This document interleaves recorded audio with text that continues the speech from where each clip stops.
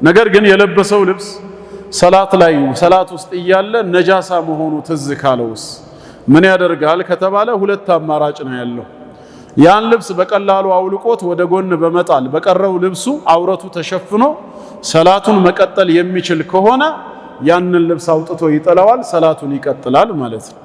ችግር የለውም፣ ማቋረጥ ግድ አይደለም። እንደ ጃኬት፣ ሹራብ አይነቶች ከስር የተለበሰ አስተማማኝ ካለ ያንን አውልቆ በቀረው መቀጠል ይቻላል። ነገር ግን እንደዛ ለማውለቅ የማይመች እንደ ውስጥ ልብሶች ከነቴራ ፓንት ላይ ከሆነስ ነጃሳነቱ ያለው እዛው ሰላት ላይ ያለ ትዝ ካለው ሰላቱን አቋርጦ ወጥቶ ልብሱን ቀይሮ ወይ አውልቆ ተመልሶ እንደ አዲስ ነው የሚመጣው እንጂ መቀጠል አይችልም ነው። ለመጀመሪያ ያው ማስረጃው ነብያችን አለይሂ ሰላቱ ወሰላም አንድ ጊዜ ሰሃባዎቻቸውን እያሰገዱ እያለ አስከትለው በመሃል ጫማቸውን አወለቁ። ይህን ክስተት የተመለከቱ ሰሃባዎችም የራሳቸውን ጫማ አወለቁ። ሰላቱ ካለቀ በኋላ መልእክተኛ ወደ እነሱ ዘወር ብለው ለምንድን ነው ጫማ ያወለቃችሁት አሏቸው።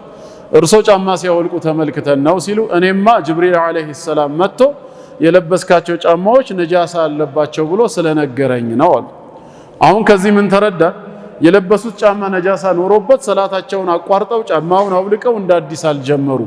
ጫማውን እዛው ሰላት ውስጥ ነው አወለቁ፣ ካቆሙበት ቦታ ነው የቀጠሉት ማለት ነው።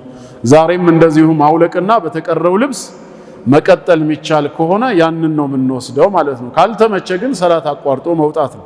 የቀረው ጥያቄ ሰውየው ሰላቱን ካጠናቀቀ ከጨረሰ በኋላ ከሆነ ትዝ ያለው ቅድም ለሰላት የተጠቀመበት ልብሱ ነጃሳ ነበረበት ከተባለ ሰላቱ በይቅርታ ይታለፋል። ድጋሚ የሚደግምበት ምክንያት የለም። ረስቶ ነው ያደረገው። ረበና ላ ቱአኺዝና ኢነሲና በረሳነው ነገር አትያዘን ብለን እሱም ቀድ ፈዓልቱ በእርግጥም ሰርቻለሁ አልይዛችሁም ስላለ በይቅርታ የሚታለፍ ይሆናል። ያለ ውዱእ ከሆነ ግን የተሰገደው ረስቻለሁ ብሎ ሰላቱን አይተውም። ድጋሚ ውዱእ አድርጎ ያለ ውዱእ የሰገደውን ሰላት መመለስ አለበት። አንድም ሰላት ሆነ ከዛ በላይ ማለት ነው። እናም አምስተኛው ከነዚህ ሶስት ስፍራዎች ነጃሳን ማስወገድ ነው ከሚሰግድበት።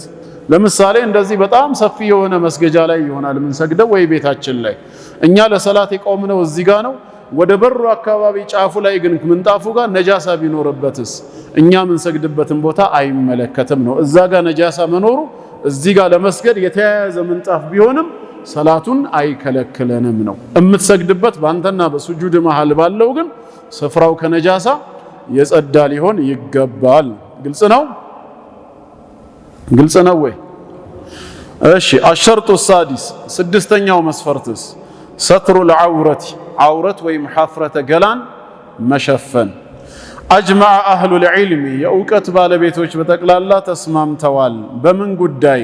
ዐላ ፈሳዲ ሰላቲ መን ሰላ ዑርያነን ራቁቱን ሰላት የሰገደ ሰው ሰላቱ የተበላሸ ለመሆኑ። ወሁወ የቅዲር ያን የተራቆተ ገላውን በልብስም ይሁን በጨርቅ ወይ በሌላ ነገር መሸፈንን እየቻለ ሆም ብሎ ራቁቱን የሚሰግድ ሰው ሰላቱ ባጢል እንደሆነ ተስማምተዋል።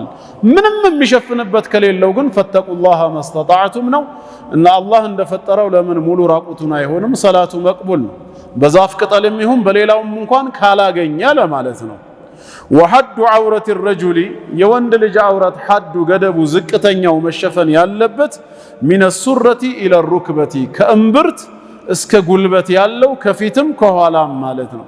ከእምብርት እስከ ጉልበት ያለው ቢያጣ መሸፈን አለበት። ወለአመቲ ከዛሊክ ይላሉ። በባርነት ቀንበር ያለች ሴት ካለችም ካጣች እንደዚህ ሆኖ መሸፈን ያለባት። ወልሑረቱ ነፃ በባርነት ቀንበር የሌለች ሴት ከሆነች ግን ኩሉሃ ዐውረቱን ኢላ ወጅሁሃ ፊቷ ሲቀር እንዲሁም የእጇ መዳፍ ሰላት ላይ ሲቀሩ ሌላው ሰውነቷ ሁሉ ዐውረት ነው።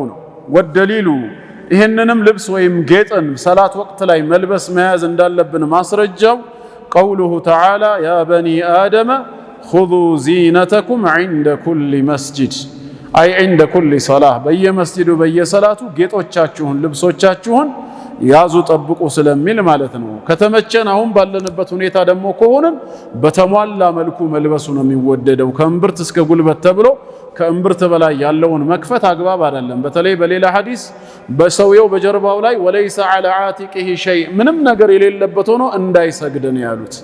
ስለዚህ በተሻለ መልኩ ሙሉ ሰውነትን መሸፈን የተወደደ ተግባር ነው።